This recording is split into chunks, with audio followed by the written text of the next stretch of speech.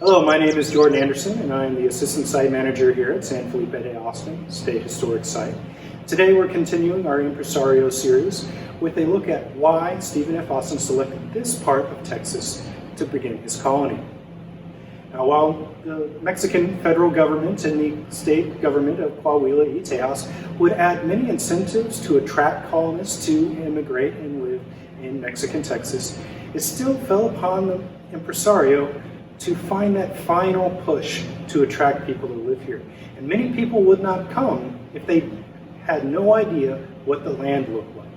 They wanted to know. So it would fall upon impresarios such as Stephen F. Austin to travel through the area, learn what the land looked like, and then advertise it to potential colonists. Colonists wanted to know whether they might be moving into forested areas, prairies, deserts, or wetland, how much water was available and its quality, the quality of the soil, and what types of trees occupied the forested areas.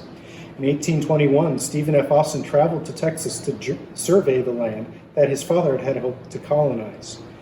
During the trip, Mr. Austin kept a journal in which he recorded what routes he was traveling, where he traveled to, who he traveled with, and his thoughts about the land he was passing through. Fortunately, some of Stephen F. Austin's journal has survived for us to be able to review today. This journal gives us a peek into his first thoughts that Mr. Austin had while traveling into Texas.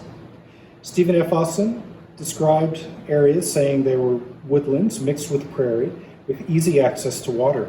In some areas, he would describe not only the trees, but the soil, and he would speculate on the types of crops that would grow well.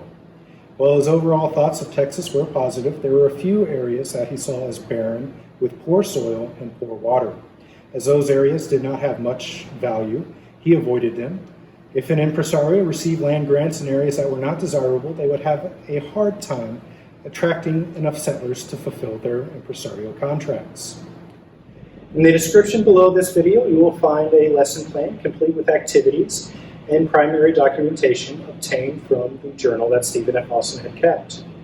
We hope you enjoyed this video, and we hope you join us as we continue working our way through this Empresario series.